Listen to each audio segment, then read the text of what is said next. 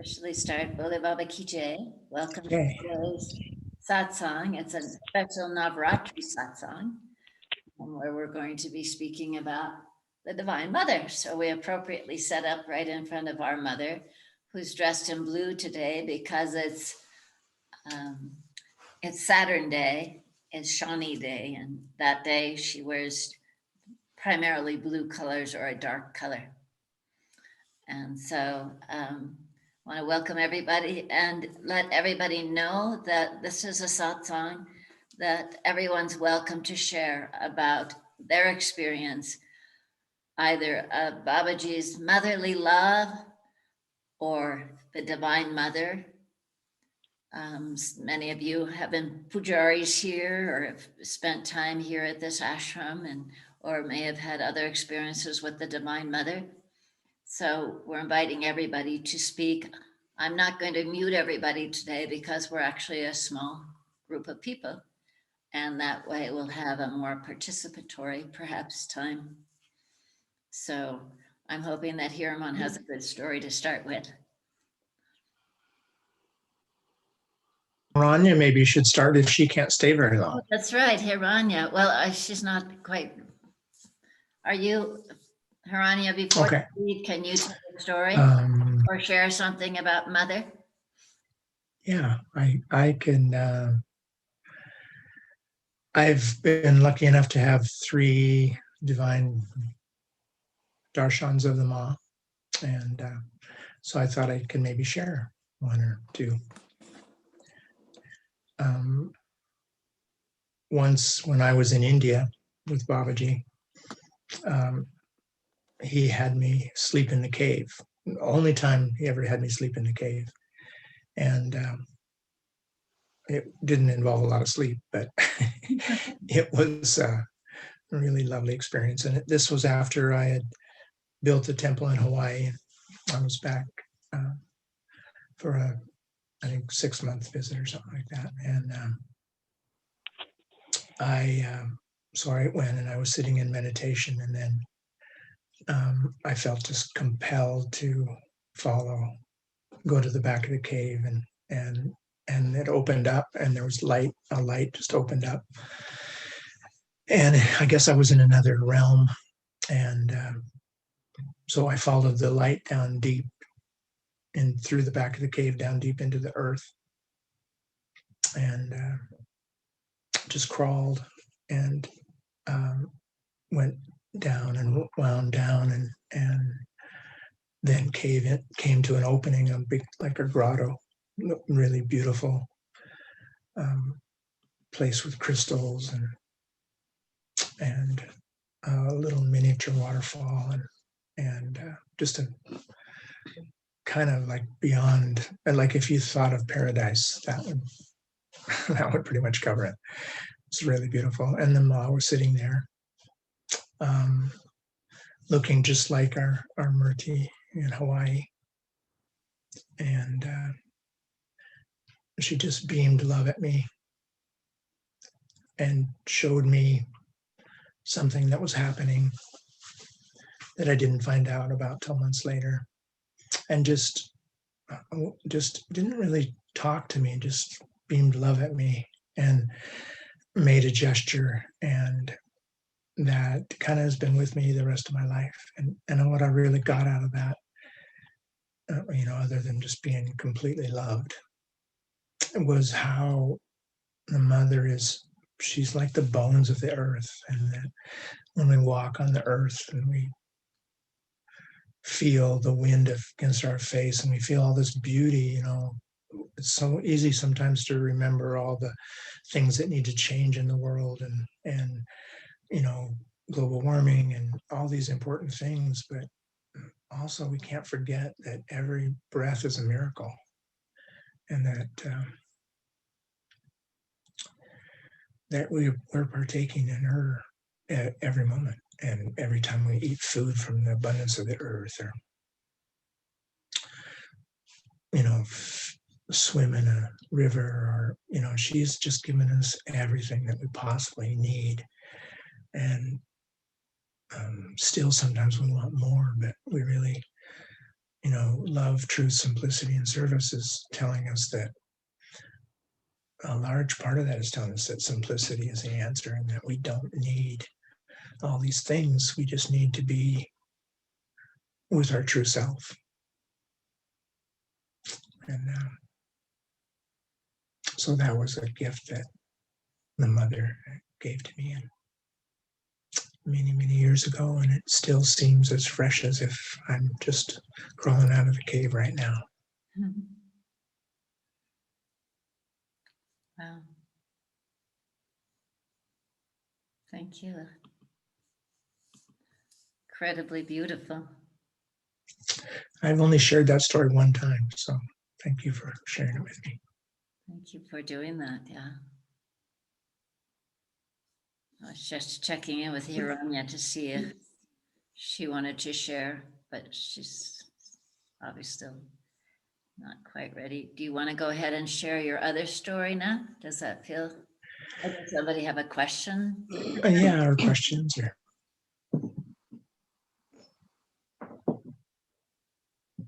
I guess the questions are just that we're feeling the mother's presence right now. I know that kind of supersedes all the questions. Stories. And so then another time was kind of similar in Hawaii, also going into the earth. And this time it was a really amazing crystal cave. And it was similar, just I probably needed a reminder to be present. So, and then at that time I saw what she had showed me the first time, and this was several years later. So, and I guess also the messages that we get from Baba and Ma is that, sometimes we don't fully understand things for years and years, or we understand part of it, and then the layers, everything deepens around us. So if we just keep Om Namah Shivaya, keep being simple and loving and kind and serving, then the layers peel back for us, and we understand more of what we've been given and what we have to do.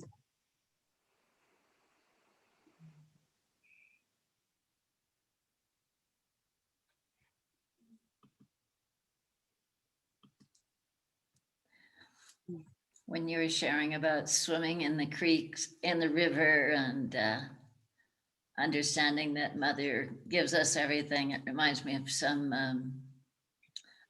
of the verses from the Saptasati in English. Thou art the moonlight, Mother, thou alone shineth in the pure light of the blazing sun. The radiance of the stars is thy reflection. Thou art the eternal, the essence of the fire. In water, soft fluidity thou art. Thou art the earth upholding all creation. Unrivaled is thy power, spirit, splendor. As Vishnu Shakti, thou upholdeth and blesseth the world. And so it's, Yeah. sometimes when I'm seeing a beautiful sight, that verse just comes in my mind. It's so amazing. I love that verse, in water thou art the fluidity, that I use that. I think of that a lot when I'm doing the cranial sacral work. And the Saptashati is an amazing gift, and we didn't really do it in the earlier years. That was something that came along later, a lot of times the first years with Babaji were like, there's a verse in the Bible about when the Pharisees, criticized Jesus for them celebrating on the Sabbath. And he said, it's like, I'm not saying this exactly correct, but he said it's like the wedding day, the bridegroom is not solemn on his wedding day, he's happy. And so those first years with Babaji were like, every day was like the wedding day, and it was just always, even after, but he started to have more teachings brought in and more practices and through Shastraji and Muniraj and everyone, so And I think that was preparing us for when he was out of his body, or we weren't with him where he is now. So Well, that's what that means to me. I've heard that as he was leaving his body, he said, "I leave you the Divine Mother." And Yeah. that for sure is, I think, once again, another thing that Babaji gave to us. And Yeah. he gave us also Muniraji, who really, for Muniraj, every day the Saptasati, he read it. And he would often give that practice to many people. Yeah. That the Saptasati, which is the 700 verses of the Divine Mother, which many of you have read, I'm sure, or heard read. It's quite inspiring. In Hawaii, at the temple, every day at the fire, we did 108 verses in the morning of the Saptashati. And, it's the fire itself is also the gift to us. But, yeah, and that was something that for me resonated right from the very beginning. Babaji had me from the very first day I was there. I was at every fire, every day that I was ever in Harricot. And except for one, I slept in, and he read me about that and sleeping in was not getting to the fire at like 3:45, so, and I got there like after Mansingh had shut the door, and that was a good learning lesson for me too. Well, it feels like the fire is mother as well. Yeah. And, it's always been interesting that after every fire ceremony that that we do here and that I've ever been at around the world, including India, the ending is always the Divine Mother Arti. Yeah. Just speaking to this. Yeah. And also that there's no real separation, Baba and the Ma. Many people worship Baba as the Ma and Shiva, and it's just at that level there's no separation between, and there can be no separation between them and us.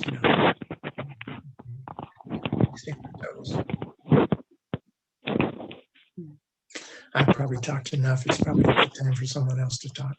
Okay, we're just, sure everybody keeps the background noise down so we can keep everybody unmuted. I was just going to speak about the fact that when Mother arrived here in 1989, it was confusing for me at first to, like, am I, between Baba and Mother, that thing that you shared. And it took a while for me to understand that there was no difference. It's just different aspects. And that we didn't, here at the ashram, we did not ask for a big, this is a life-size Murti.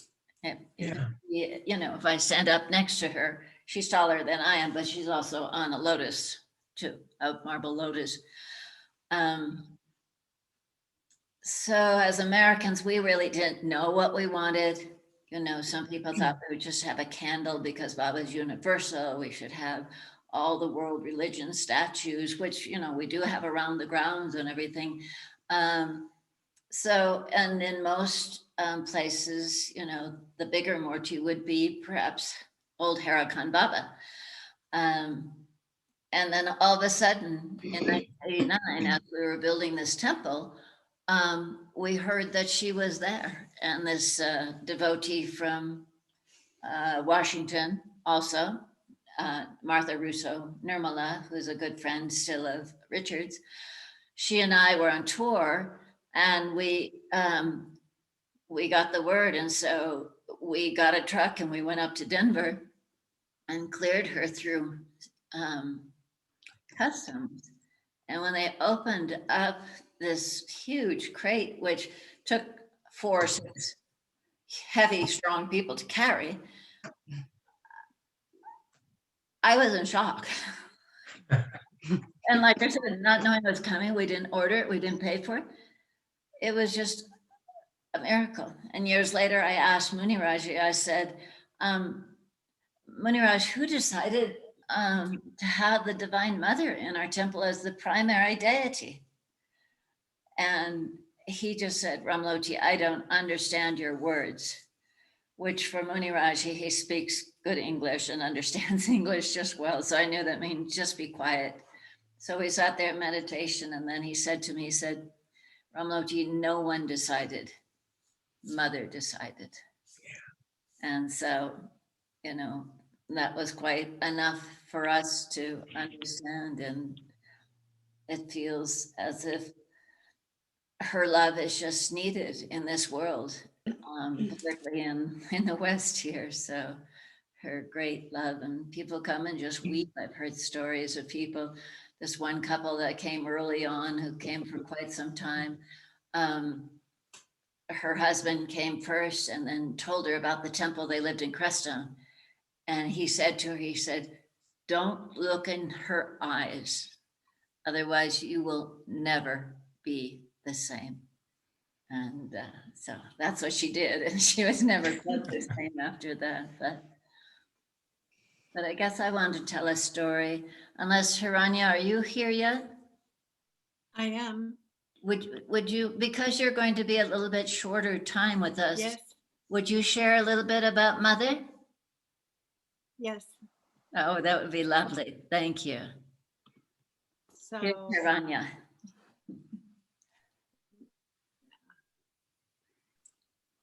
Mother, yeah, my mother passed the day after my 8th birthday when I was a little girl. And I went through a very hard period where I found myself down a ravine by a frog pond. And you have to be very quiet to be around the frogs. Otherwise, they all plop away, right? So I was very quiet, and I went into deep meditation, waiting for these frogs to appear. And I had some experience where I went to the light, and it was the Mother. I did not see a physical form. It was just the light and the love. And it was so deep and so profound. And it has lived in me ever since. As a little girl, I said, I went home, I went home. And she was always there. I always called her home, but also when I would pray or beseech, it was always to the Mother. And I wondered as a little girl if that's because I lost my mother. But then Shastriji many years later said, you have served the Mother for lifetimes. And that's what it feels like. And she's in me so deeply and carries me through everything. The faith, the love, the compassion, the empathy, it's there. Yeah, so many years later, I had experiences throughout my childhood, but never a vision of like a form. And when I ended up in the ashram in Hawaii, I became pujari, and to serve the Mother and the Baba Murti were just so easy, such a smooth expression for me. What else can I say? At this time, the love and compassion, the unconditional love of a mother is so vital in this world. when I was at the ashram, of course I love Baba. Absolutely. However, I always said, I'm of the mother. That does not make a distinction between the mother or the father, because as I see it, the mother loves all her children, all manifestations of life, the dark and the light, because the unconditional love to bring us up into our oneness and our unity with compassion and with love is what it's all about. Anyhow, she's in me, and I can't imagine her ever. It's her time. The women are finding our voices and our expressions in the world today, and I couldn't be more happy. So I really do have an appointment. If you have a question, I never went to India, but it doesn't matter. It really doesn't matter. I feel very blessed by the mother. Does someone have a question or a comment for Hiranya before she has to go off for her appointment? Or feedback? I just want to say how beautifully Haranya served in the temple and after the temple, and she's been the epitome of service to the mother, and Yeah, it's an honor, an absolute honor. And when I say she is form, she births all form. And when you have that devotion or that knowingness, then people of different beliefs, of different ways of life, these things don't matter, because I don't know if I'm saying this well, but we're all the same underneath, no matter what our beliefs, no matter even our actions, even if they're not very kind. It's all for our ultimate growth. And the mother's she loves all her children. That's what I can say again. She's in everything. And maybe a reminder for us not to get caught up in the illusions of separateness that are so profound these days, that are so visible. Yeah. I really must go. So thank you very much. Thank you, Hiranya, for being here. Okay. Bole Baba ki jai, Jai Mahamaya ki jai. Jai. Thank you. Somebody else moved to share about mother?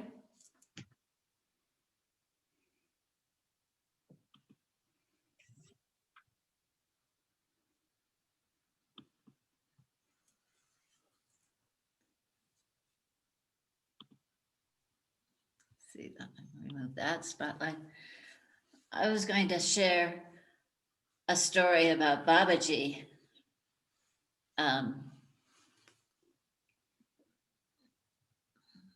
As you've heard and as you have all experienced, Babaji is everything. And the different experiences and feelings and expressions were every moment changing, for sure. And yeah, a group of us could sit in front of Babaji and one would say, gosh, he was so stern tonight, and the other would say, oh, he was so benevolent and so sweet. And the other was laughing. He was like old, he looked like old Haragon Baba. He looked like, so it was always a changing. But a moment, sometimes when I was thinking about this satsang today, I was thinking about those times when I really felt like he was my mother. It's like Harani was sharing.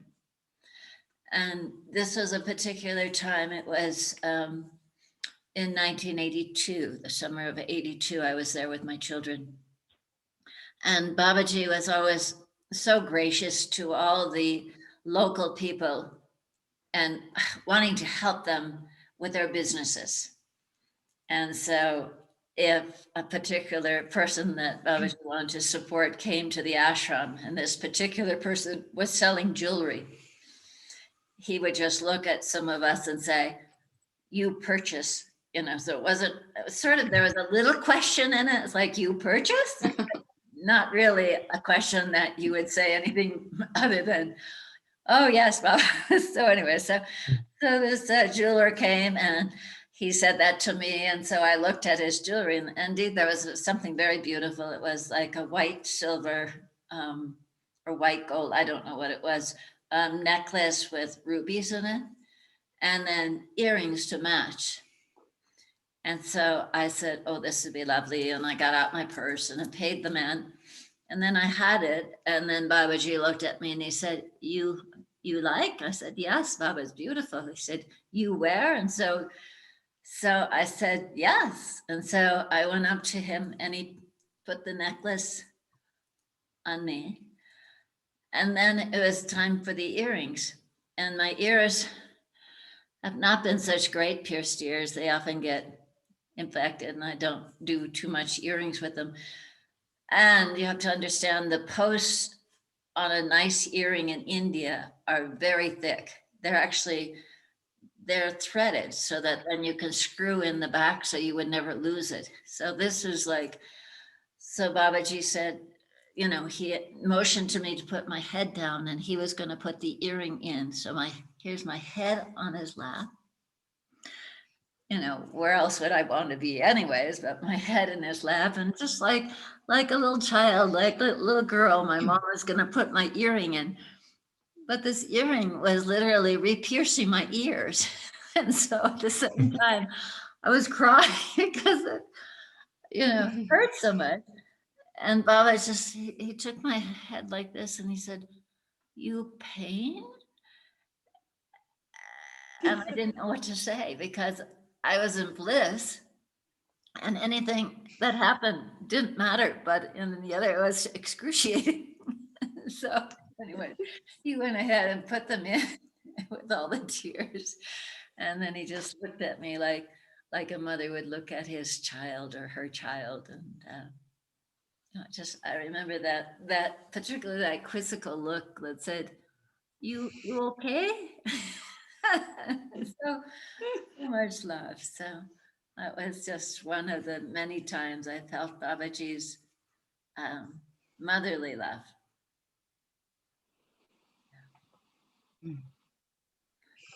Yeah, he just took care of us. I remember when he shaved my head in 1981, he called me up to the asana and he had somebody get some oil, and he got the oil and rubbed it on my head once again, just like a mother taking care of her child. And it was one of the most probably exquisite moments of my life to have Babaji rubbing your head. And it's interesting when I bathe the Murti that Hirman and Hiranya have left here at the ashram because they don't have a temple currently of old Harakan Baba. When I dress him, I always make sure I put plenty of oil on his head. And I think about when he put the oil on my head. And anyways, it's just like I think Hiranya and Hirman have said, these experiences, these feelings just never leave you of being taken care of. And when I'm having a rough night or a rough time, I just ask Baba and Mother to just wrap their arms around me. And it's amazing. So.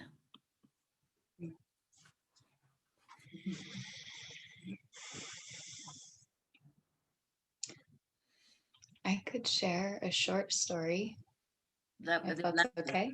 Yes, yes. Is that okay? Yeah. So it's kind of one of those stories of something happening and then not really knowing till a long time later, kind of more the understanding of what, I don't know, more the mind part of understanding what happened. But I think the first time I was really conscious of meeting the Ma was I'd met Babaji prior when I was younger, but I think I was about 11 or 12. And my childhood was pretty hard, and my family was very difficult. And I lived in Alaska, and I had decided, you know, I'd already had experiences of the eternal, that it was this body and this life was only a small part of things. And so it was just feeling really hard, and I was like, I'm ready to go home. I'm just gonna go out at night. And it was fall time, so it was quite cold. It was below freezing at night, and I thought, I'm just gonna go and cover myself up with leaves, and I'm just ready to go, was kind of my feeling. And yeah, so I did. When everyone went to bed, I dressed in my favorite dress, and it was very cold, and I walked up far enough from the house where I thought, oh, surely nobody will find me here, and the animals are hibernating, so I'll be able to just decompose here. It'll all work out perfectly. They won't find me. A child's logic of things, right? And so I covered myself up with leaves, and I knew all about hypothermia. So I knew the stages that I would go through before just getting to leave. And so, I went through that like violent shaking phase, and, I was all covered up, and I was just, kind of my consciousness was starting to kind of just disperse and get very broad, very, far, far. And then something happened when I went into the stage of like kind of that peaceful stage, where I had this deep, deep experience of being a part of being continuous with everything. And I could feel that the earth was actually breathing me, like my existence, how I was just a continuation of this life force. And I'd felt this before, but didn't know how to access it in my day-to-day life, but just felt completely loved and accepted, and like the mother just wrapped her arms around me, and I had complete and total knowing of my belonging. And it was kind of like this is really who you belong to. And it was enough to like, oh, okay, I'm supposed to be here. I need to come back in. And I somehow, it was very hard to move, but I kind of crawled for a while, and I knew how to breathe. So I breathed some heat back into my body, and I stumbled my way back to my bed that night. But the first night that I was in, or not, maybe not the first night I was in Huracan, but after we'd been to the cave that night, I had a dream that was like, took me back to those moments. And it was like, I had this experience of, it was like this nesting of the layers of the Ma all around me and of me, and then Babaji all around, like these layers of the mother, the father, and the earth. and the cosmos, just like this unification and kind of an understanding then of, oh, that was the Ma, you know. But at the time I just knew it was where I found home too. So Thank you.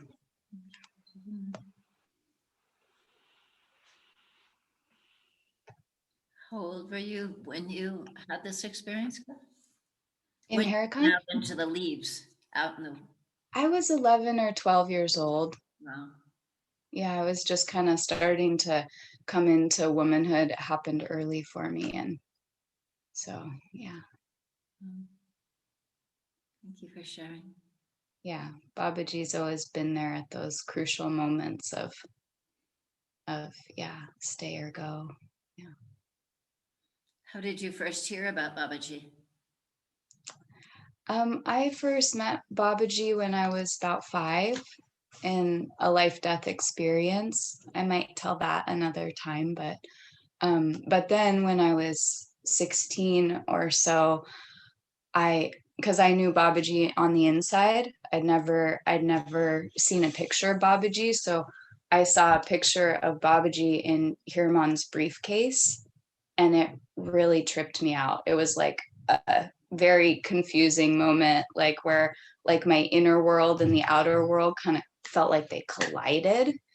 And it was very disorienting for quite a while, actually, because I thought this was like, you know, I don't know, something that I was making up to help myself feel safe and grounded here in this life. And I mean, yeah, so it was just, it was, I'd never seen a picture on the outside until I was 16.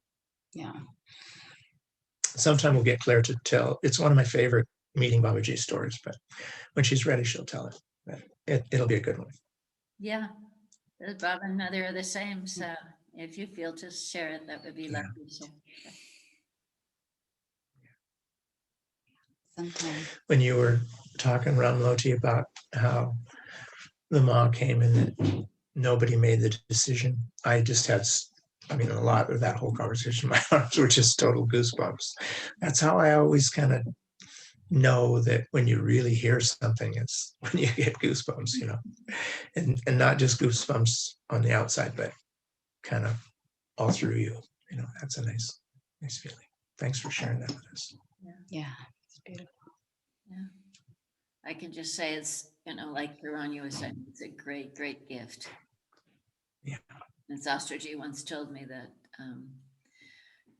there'd been a little bit of churning times. Well, 86 to 90 were challenging. And then I left the ashram from 90 to 95, and other people around the ashram. And all of that was a lot of growing time. We all needed to grow more.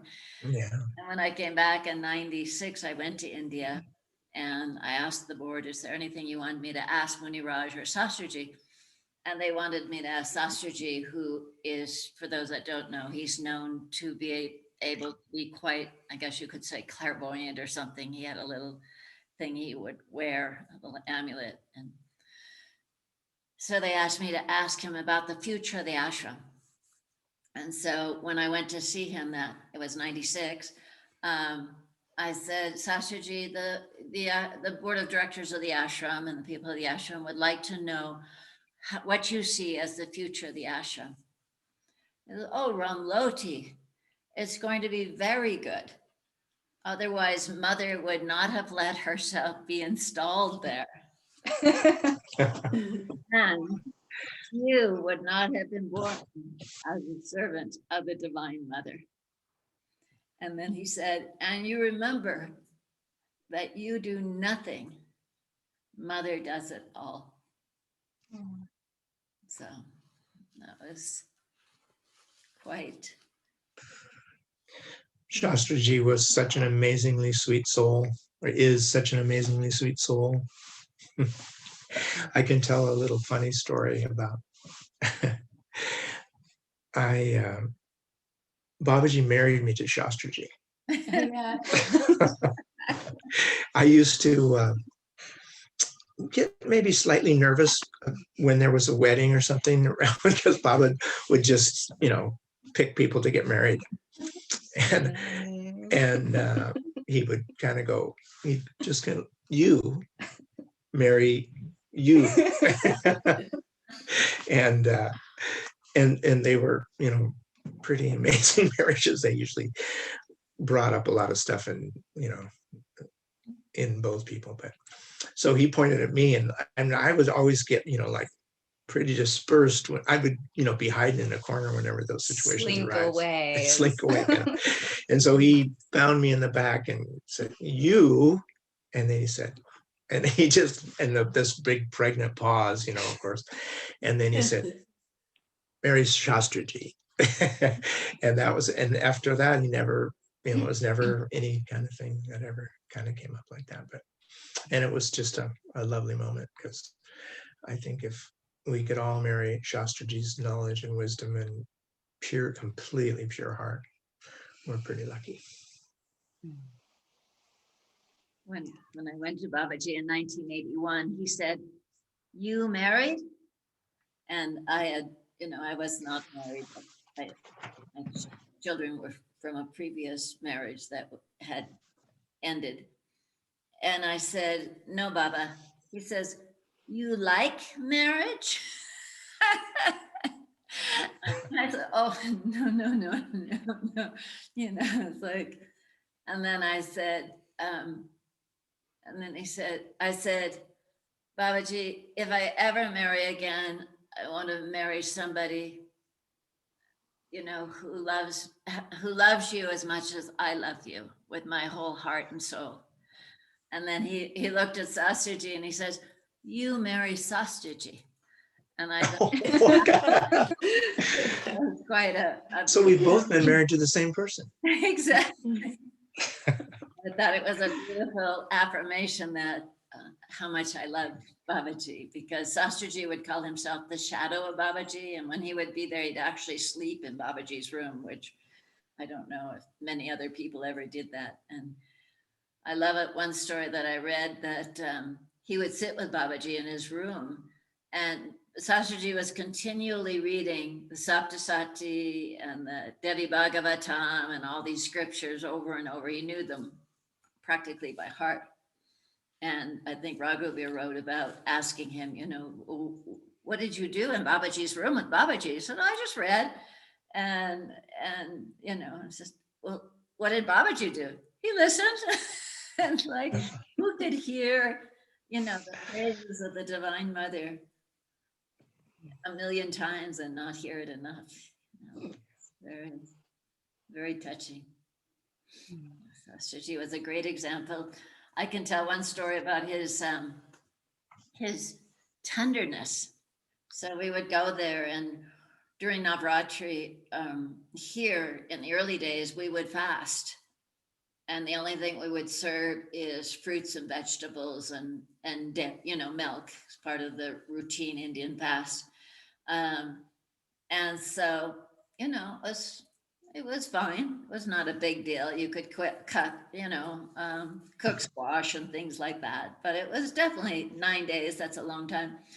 So Sastriji asked me what we did at Navratri. And I said, "Oh, we do the Devi Puja from your Saptasati book, and we read the Devi Bhagavatam, and we do the fire." And I said, "And we fast." And he said, "Oh, for 9 days?" Nice. He said, "Well, just fruits and vegetables." He said, "Ramloti, mother would never want her children to be hungry." And it was just such a sweet statement of Sastriji's that sort of encapsulated how he was always thinking of his children. Yeah. And he told me that as mother was being carved in Jaipur, he lived in Rajasthan, Rajgarh in Rajasthan, which is not too far from Jaipur, which is the traditional marble carving Murti place in India. He said he would go and visit her and make sure they were doing it just right. And so each year I would bring him photos of the mother, and he would say, Oh, she gets more beautiful every year because of everybody coming and bringing all their love. So Yeah. Mm. Mm. Nice. Mm. I could Sita share. or Rita, either Rita, would you like to share a story of mother? Because I know you've Um, taken care of her so long, or something else. well, I can think of one thing, actually two things, but one thing is it was during Navratri at the ashram, and there was this really strange aura around the sun when we were doing the fire ceremony, and Shashi was there, and I remember her commenting on it, how beautiful it was. But there was just a beautiful energy with this fire ceremony and the aura around the sun. And then I looked at the mountain, and Harakandeshwari was on the mountain. Wow. And that was one experience at the ashram.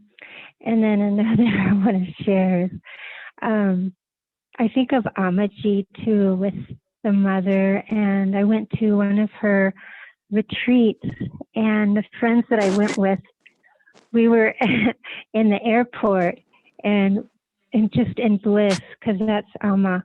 And and this friend said, I feel like saying Om Namah Shivaya to everyone. I feel like I love everyone in this airport.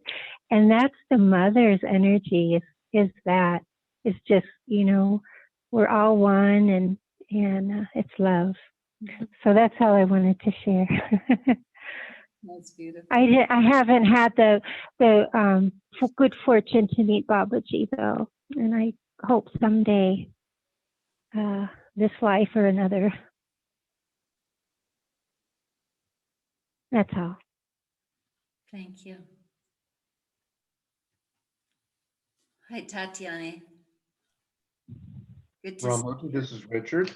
Yes, Richard, you come every Navratri, and I just want to say, Richard shows up. He's been to Harakamber many Navratris, but when he doesn't go to Harakam or Chilianola, he comes here, and he always shows up as mother's son with an armload of roses.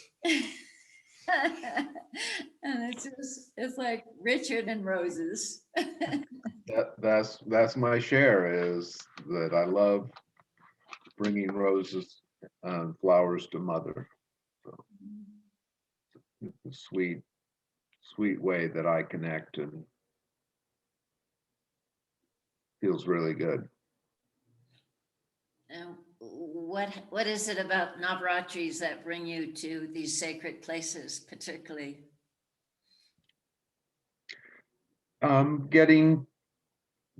Getting to know more about Babaji and mother each time. It um, crushes my ego more and opens up my heart more, and there's more room for love, and um, I grow and I'm enriched. I'm blessed. I'm blessed by the experience, and seeing Jonathan there is just so beautiful. I love Jonathan so much.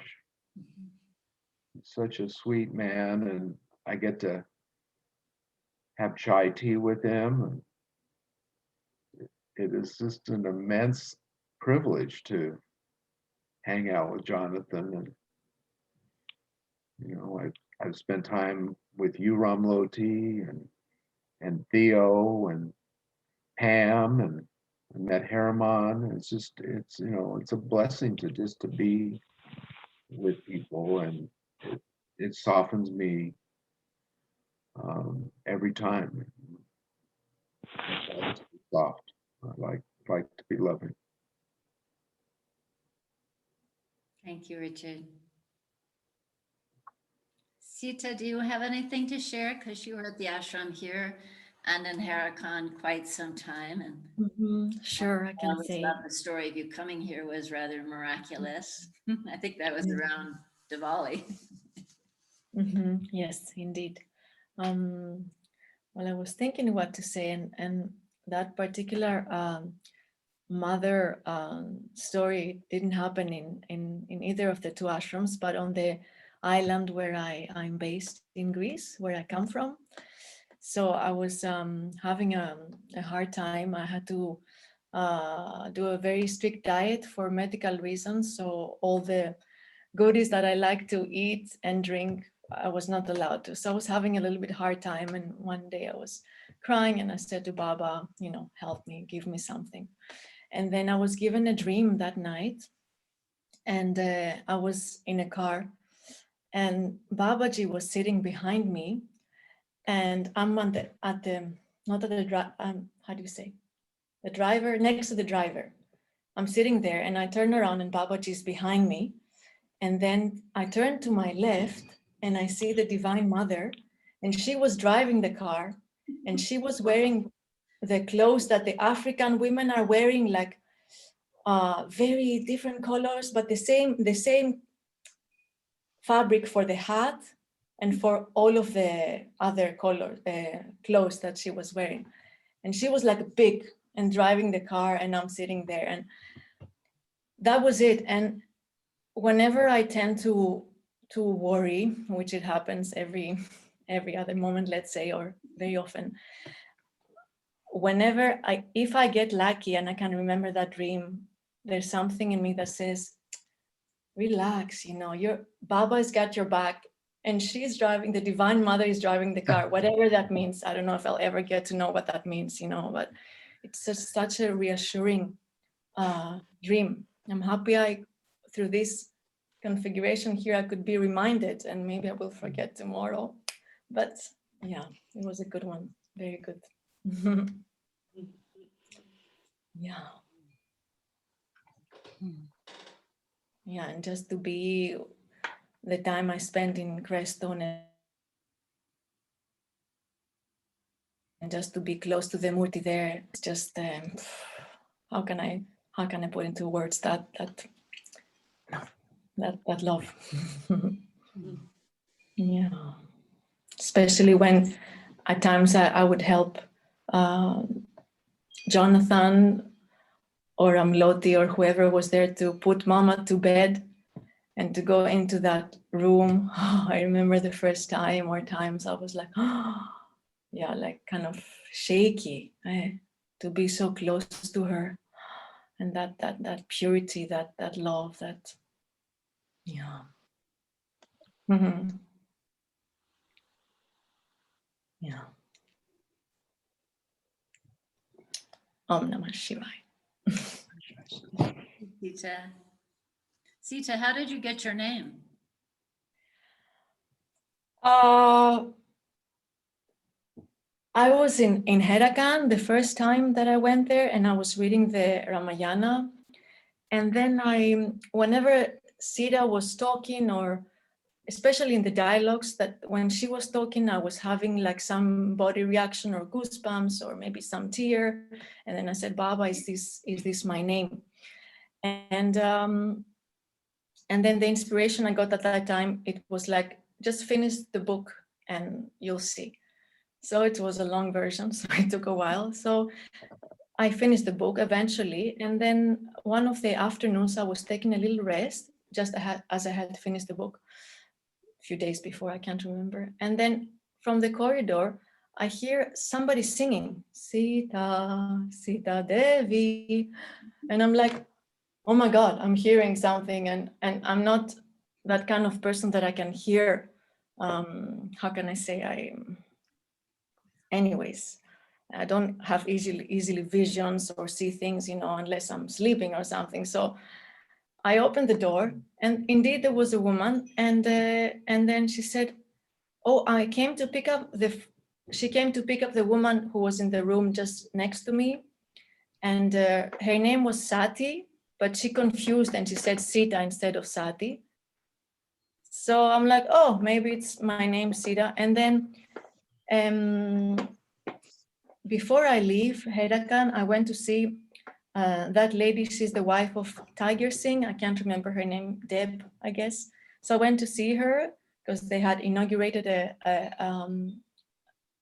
little house there in Herakan of their own, this couple. And I went to see her and she said to me that in a meditation, I received that your name is Sita and something else. So somehow like that, I figured that this is my name, but nobody gave it to me officially. So sometimes I'm like, oh, I don't know. Sounds pretty Is this official. ego? Like I have to have a spiritual name or so? I don't know. Just playing with that. I say my name is Sita to these communities. People know me Theo or Theodosia here in the village. If I go outside. Sounds like it sounds like Baba gave your name. Yeah. I think that's, always important for us to not negate these experiences that you had that were pointing you toward that. Thanks, Sita. Nice to meet you, Sita. Nice to meet you all. It's amazing to be here with you all every Saturday or whenever I can be here. Yeah. Good to see you.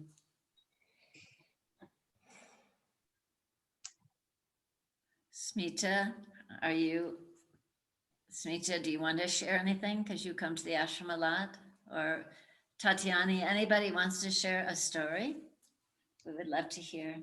And once again, it can be just Baba's motherly love. It doesn't have to be Divine Mother per se. There's no difference. Hi Ramloti and everyone, and this is Smita from Denver, Colorado. I am coming to the ashram almost 25 years. My kids are like 3 and 5. Now they are 29 and 27. And I really go to the ashram for every year almost, except this pandemic doesn't let me come, Ramloti. And to the ashram is closed, right? So it's very peaceful, very nice to see that, and then do some karma yoga if I can. And then it's very, very, I always go, we are, as a family, always we go when there is no lot of people, or whenever the weekend is fine, we go there and stay a couple of nights and come back. And it's very peaceful and very nice. We really like we look forward to coming once the ashram is open. We look forward to coming to the ashram. And sometimes we also did some fundraising at the picnic, something, July 4th. All right, that's when you first came, when the children were so small. Yes. Yeah, in the park, right, Ramloti? Some park, in the Creston Park. 25 years ago or something. Yes, that's right. Yeah. Yes, my kids also really like the ashram. Yeah. Both the kids really like the ashram. I think my Ramloti knows my kids from little now. It's very good experience for us. And also I took my aunt and my dad's sister and her husband. 3 years ago, I was in 2019. I was in India. I took them to the Haidakan ashram also. They really liked it. They wanted to go one more time, but once they open, everything is open. I may go to India and go to the ashram also in Haidakan in India. Thank you. Thank you. Yeah. Good to see you. My camera is not working. I tried, but my camera is not working for this thing. So No problem. The picture of you is just beautiful. thank you. Ramloti, Ah, do you know when, this is Pam, do you know when the ashram will be open again? Have y'all heard anything? we're just watching the numbers and getting our shots, and right now it looks like it's looking much better in Colorado. However, that we have people you know, the minute we open, we know we have families from Texas, Florida, Arizona, everybody's been contacting. We're gonna be the first ones there, you know, so it's not just watching the numbers in Colorado, it's watching the numbers, and so it's a big deal. So my answer, I guess, is I don't know. We're trying to figure out some things that would work, but here, hundreds of people would show up on the first weekend we were open. And Yeah.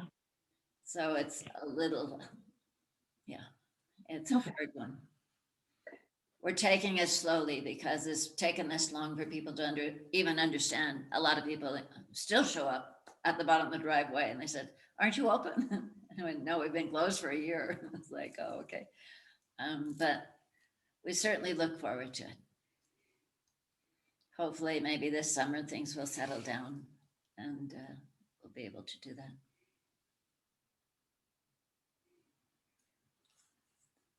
Anybody else have any more questions or more stories or? Hello, maybe I just can add actually about your satsangs. I don't know how to put it in the words, but before they started, I wanted to add like importance and how for me it was because before your satsangs, I had a time of period when I was like had a lot of doubts about myself, like about my flaws or disadvantages. And there was a point where I was thinking, I have so many things in me that are not good, like how like Babaji can love me, yeah, because I have so many things like in me. And when I started to watch your satsangs, all of you like every time was saying the same thing, that like Babaji love all of us no matter who we are. And actually it really helped me, you know, like to start accept myself, because like it started like Nansin was saying about his experience when he was in ashram in Herakan, and then he understood the Babaji knows everything about him, at the same time he loves him. And then all of you saying same and same time again, and I think it came like to my heart through through my ears, and I really felt it. And then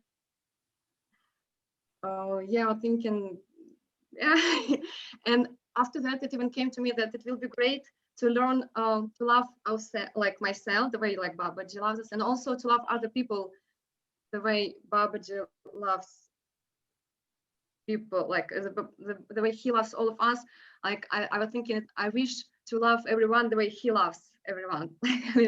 Yeah, but yeah, and it's really many times happens with me that during the week there's something in my head that like I'm working or thinking, and then during satsangs it's coming up. Like one time there was like I was having some issues and I was asking like Babaji to give me an answer or like to solve it, and then I like in between like conversations and I'm getting like direct answers. So yeah.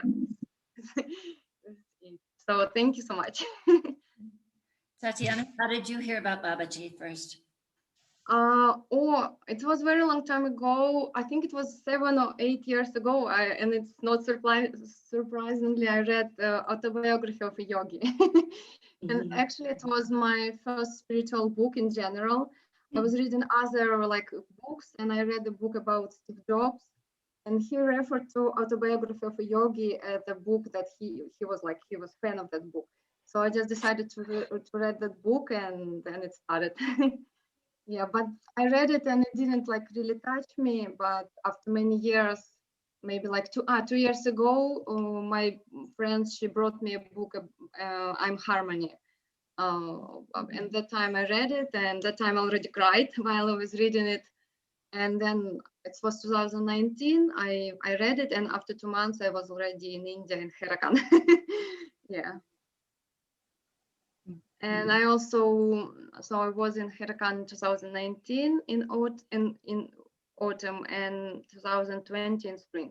This was a very funny time because in last year I came, it was already quarantine, and I arrived to India last day. It was last day of being able to come to India. So in few hours their airport would close.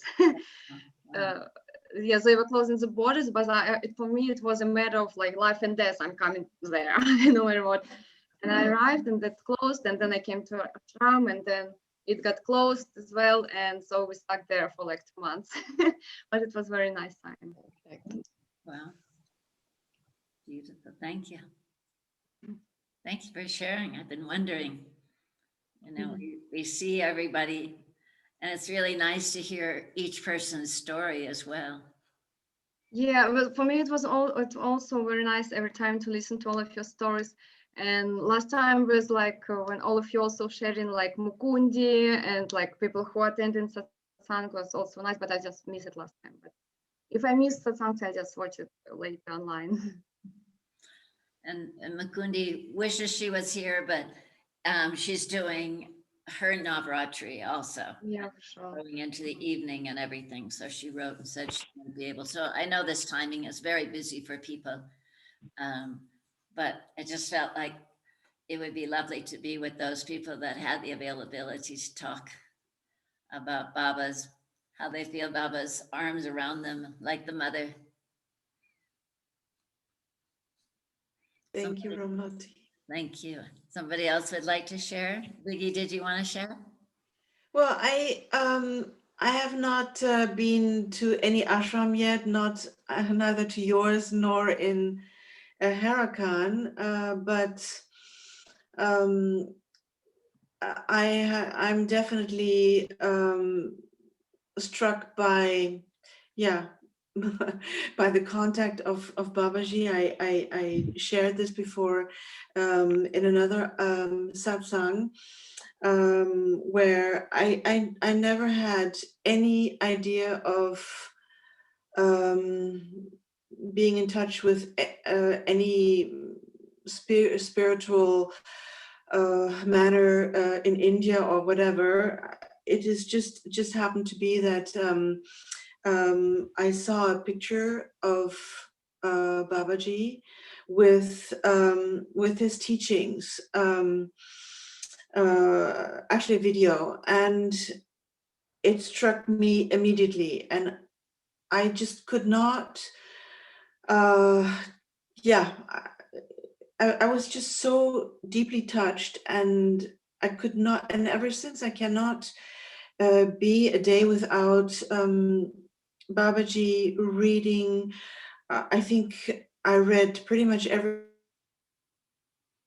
book that is out there in the market, in German, in English, maybe not so much in French, although it is not an issue. But I think it's I'm just so, yeah, so connected, and the more I surrender in being with him, and being yeah, in his love and in mother's love, the more things are the more I'm in flow. Yeah, that's what I would like to say. I mean, I had a couple of dreams, which was new for me because I did not know how to react, and I did not know, is this something like I can say real, or I can go for, but things have been so intense and seemed real to me that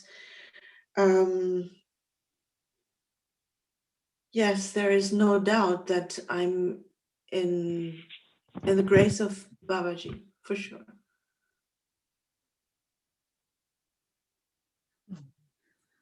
Thank you, Viggy. So lovely to see you.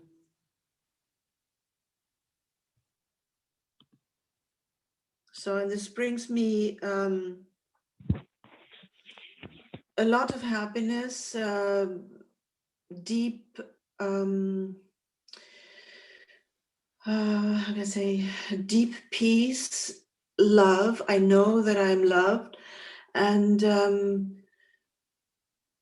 yeah, it is important for me to connect every day, the morning, at every day of every time of the day. Mm-hmm.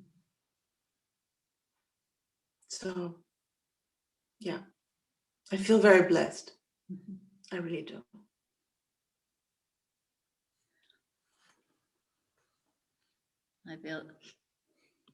I feel very inspired.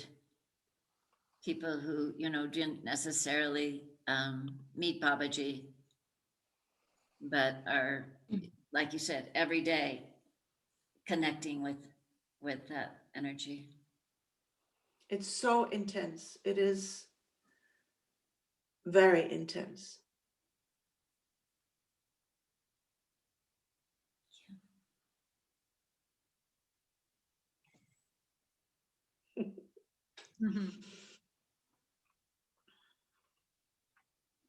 Somebody else would like to share?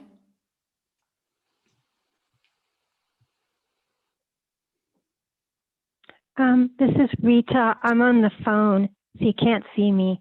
But I just want to say to Sita, it's been so long, and I just love you and hope you're well. That's all. If you're still on.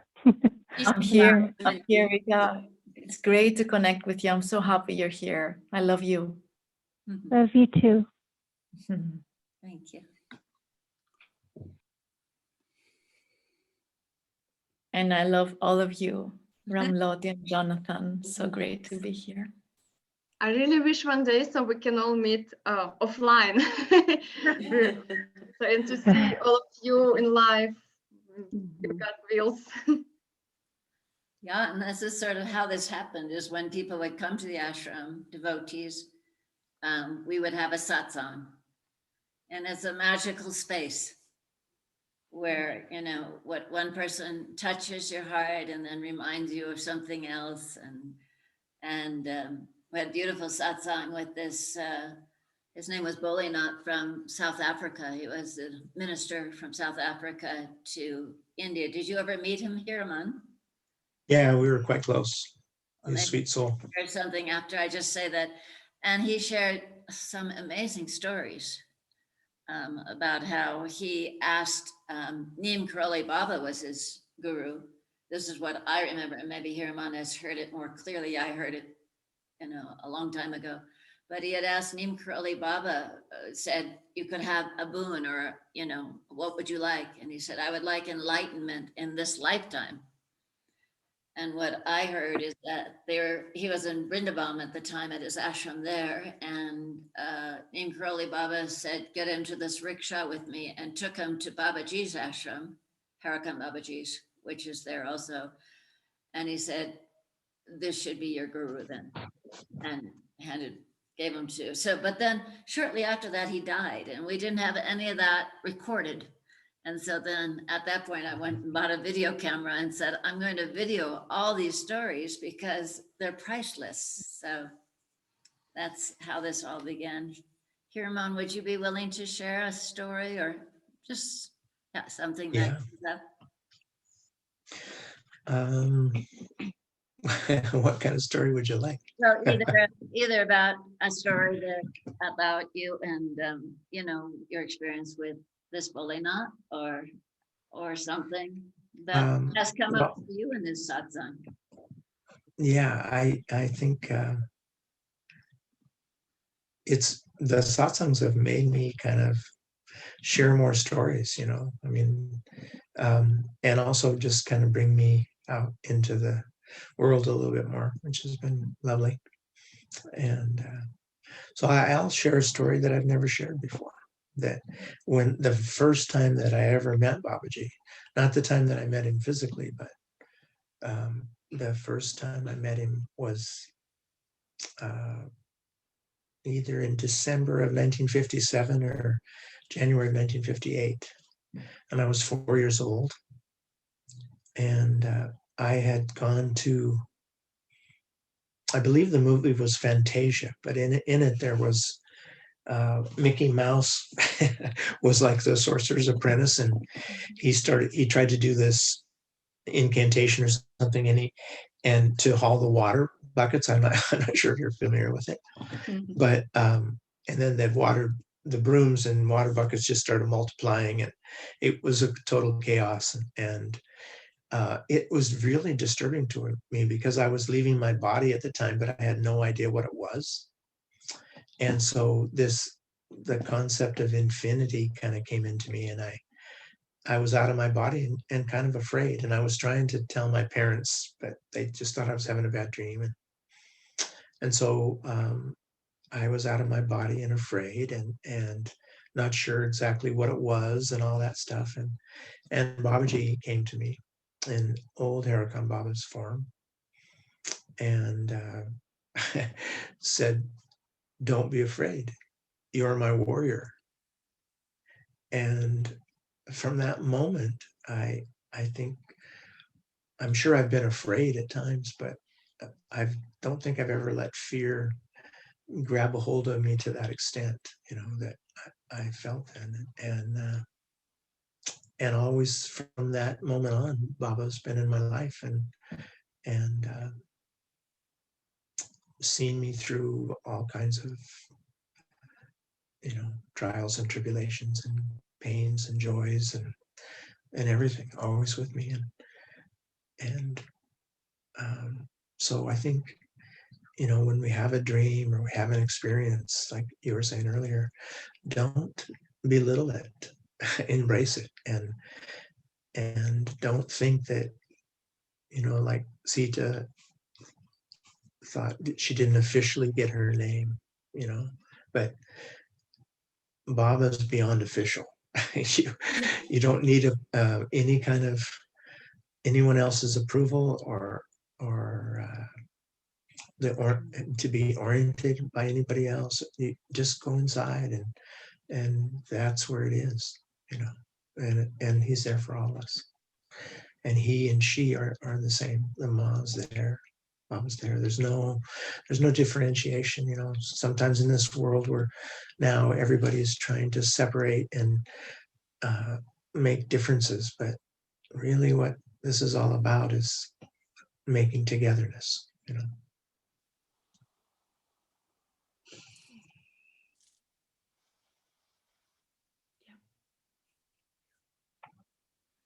Yeah, some of the stories you shared, Herman, I've been very touched by how, rather than calling it fearless, I would call it at ease. You were around Babaji. Yeah. Just, yeah. And didn't he say something about that you were very simple? Mm-hmm. He used to tell me that a lot. And it's one of the simplest thing in the world because, we've talked about a lot being home today, several people, and from the very first moment, just always felt like home. You felt like home. Uh-huh.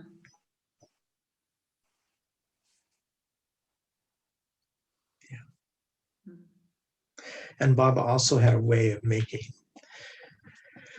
the complex so simple, and his humor and the way that he taught us was just Bole Baba, the simple father. That's what Bole Baba means.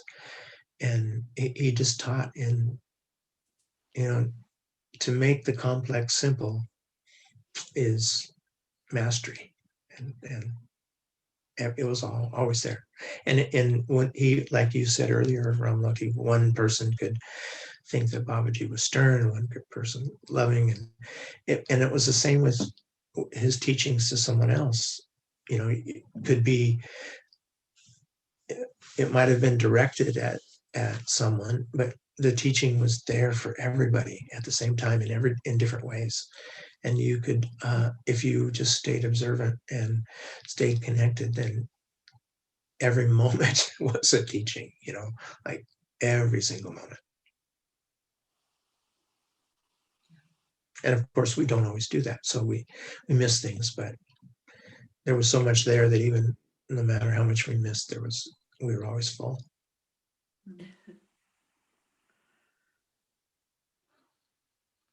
When you said that, it reminded me of the satsangs, because each story that I hear each week teaches me something. Yeah. this feels like mother's gift, you know. Also, this is a really beautiful thing that we're doing here. Thank you, Ramoti, for Initiating. Thank you so much. Thank you, Ramloti. Thank you all. Did anybody else want to share anything? Actually, to me came one story now. I'll try to put it short.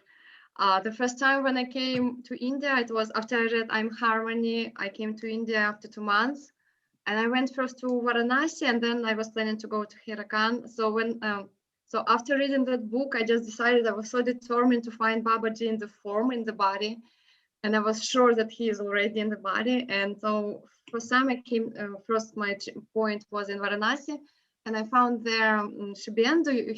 He's grandson of Lahiri Mahasaya.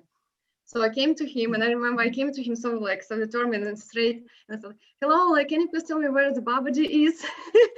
And unexpected, he started to yell at me, and first of all, it was so embarrassing because there were so many people around, like his devotees. They were practicing Kriya Yoga, and he started to scream at me. "You don't search for," he said Krishna actually. "You don't search for Krishna outside. You search for Krishna inside." And I was like, okay. I said, and then he calmed down, and he said already in a normal way, like, yeah, you should not be sent. As I understood, I was just too much on outside. Yeah, I was really searching for the form in the beginning. And what he pointed to me that time, that I really should go inside. And after that, when I came to Hirakan, same message I was getting over and over again, that he's not outside, he's inside. And after a few days already spending there, I really felt it it was I already let it go. It's not I stopped that search. And after in the last days there, I was speaking with one friend, and then I was already laughing at that. Now imagine I was planning to find Babaji here when I was coming to India. And then he looked at me and he's like, "Yeah, but you already found him. You came to yourself. It's okay." And really now, for me, actually now it's already, indeed, I'm not anymore on that form outside, and it just got really more inside. But that moment, it was I just remember, I think it was through Babaji, of course, that he just started screaming at me.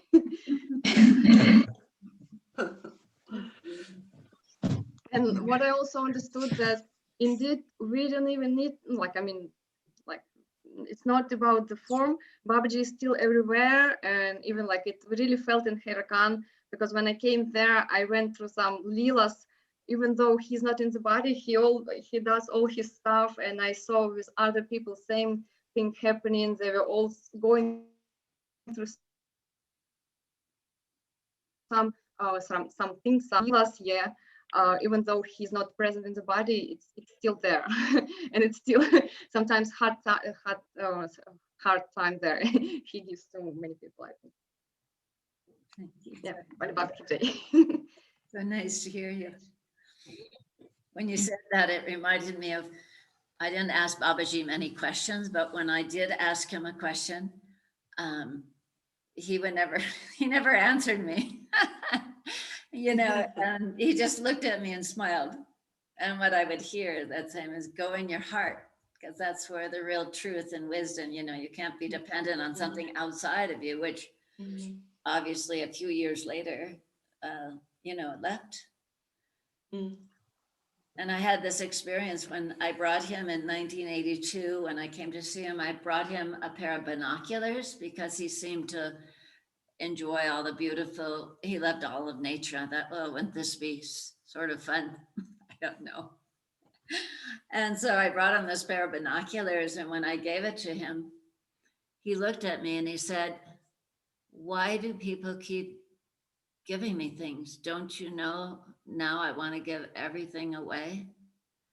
And in that moment, I knew Baba was going to be leaving, and shortly after, about a year later, or a little bit after that, he left his body. So I just had this really feeling in my heart that this play is being finished and that what he was teaching me was that we're so attached to the outside, like we're talking about, and that wasn't serving us in that so much. So Yeah, we easily get attached to the form.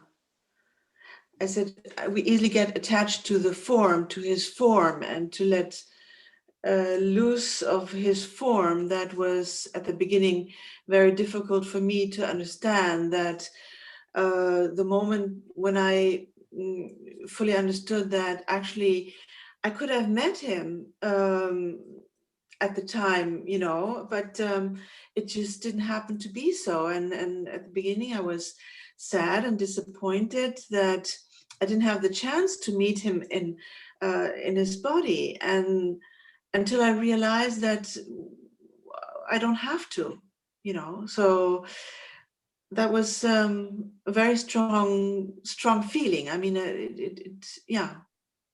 So we are attached to his form, and we have to, yeah, let go.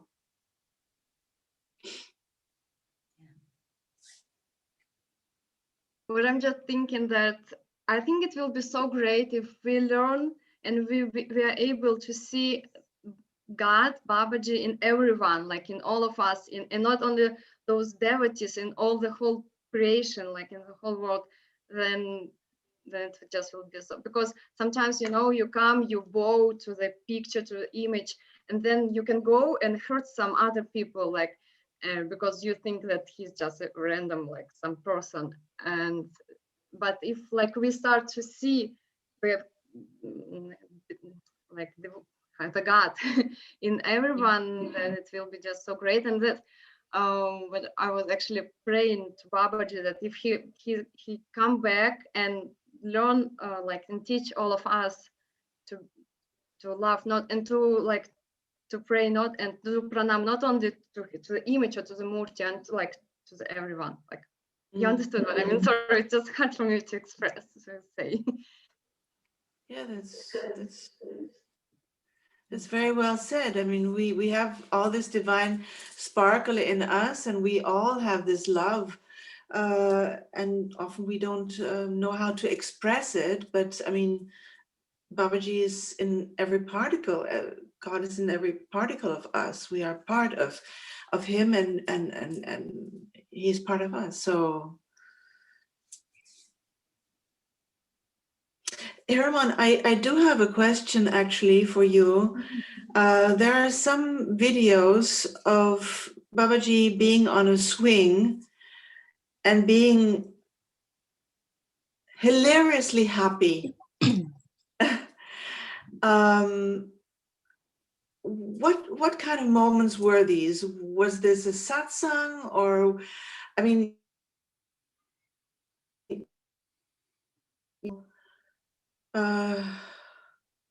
just incredible happiness in his eyes? And what were the occasions of this? Because there are maybe 2, 3 videos of his where he's in a swing and just being so radiant, so radiant. Well, that was a lot of the time, you know, and it wasn't necessarily an occasion. It was just, Baba was often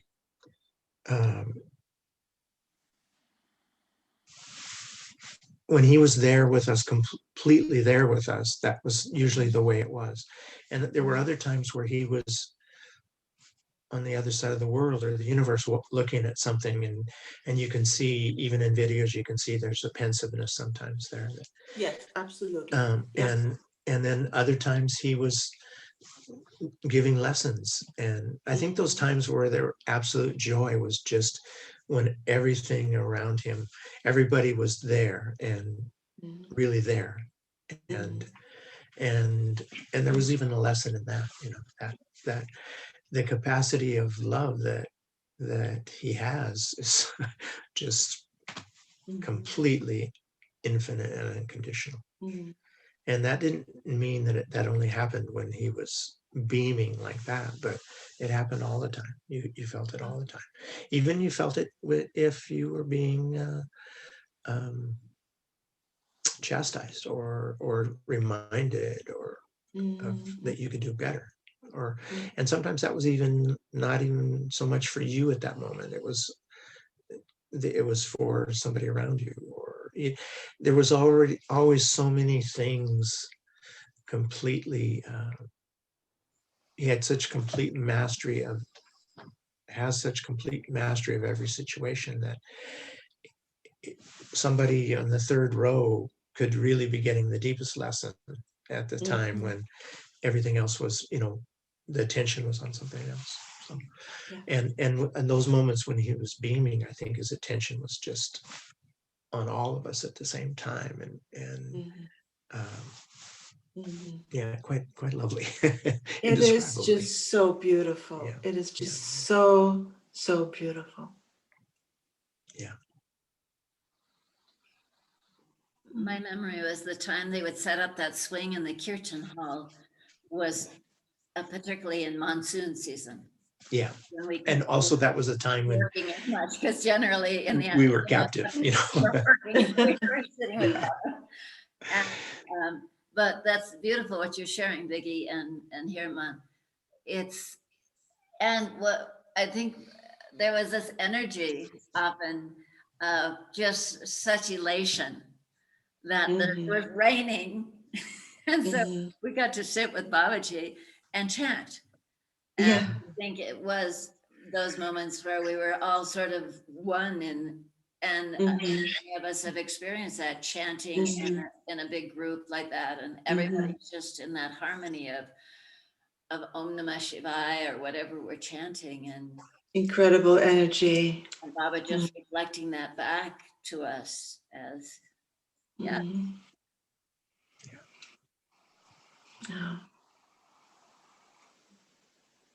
And that's how complexity becomes simple in Om Namah Shivaya. Remember, there's once again in the Saptasati, it's like, oh Mother, if we constantly remember thine image in the lotus of our heart, we will achieve pure understanding, and our mind will always be composed without greed or deception. And so it's like, all we have to do is remember, whether we call it Mother, Mahamaya, because Maya is this illusion of all this complexity. But just remember Babaji or Om Namah Shivaya, whatever it is, and it does often become much simpler. Well, concerning Om Namah Shivaya, today I figured out that actually I made a little flower mala with little flowers from my garden, and obviously 108 little flowers, and I figured out that I cannot concentrate on counting and Om Namah Shivaya at the same time, so I decided to count first and then sing Om Namah Shivaya afterwards. So yeah. And also, by the way, I don't know if this is a Leela or whatever, but my house number is 108. So I think that's a little twinkle, maybe. I don't know. So thank you. Thank you to everybody. Thank you, Ramlati. I think if I could just share one final thing from me anyway, would be that I've heard it came to me when the book I Am Harmony and Binoculars and just, a dear friend Radhasham wrote that book, and there was a time when he brought a telescope to Babaji and gave it to him. And I've always been kind of an amateur astronomer, so in my mind I was going, oh, this will be fun. We can just, And then when he gave the telescope to Babaji, he said, we can look at the stars, and Babaji said, I know them very well. I made them. So, I just there's the humor of Babaji is so indescribably delicious. And it's wrapped up in all that love, and also in him. He can be very demanding and want us to do our best, He wants us to do. He wants us not, like over and over again. Karma yoga was his teaching. So, but he taught it with grace and humor and delight and love, and I think all of us can just appreciate what we've been given, and also the people that we've loved that have moved on, like Radhasham, and each of us has people in our life that has left the body, and the mother gave us them also, and gave us to them also. So another thing to be grateful for. Thank you for sharing that.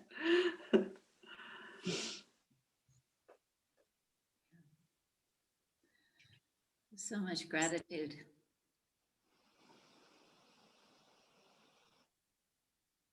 Yes, Ramnati, so much gratitude.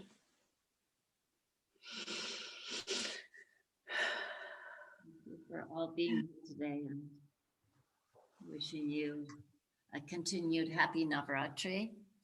We have 3 full days left, which are said to be the most auspicious. So even if you haven't had much time yet, if you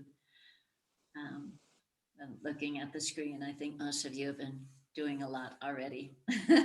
So but these last 3 days are very powerful too.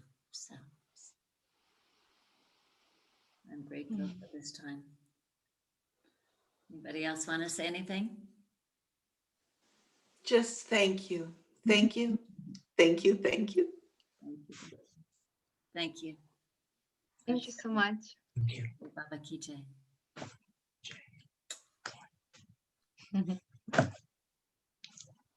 Bye.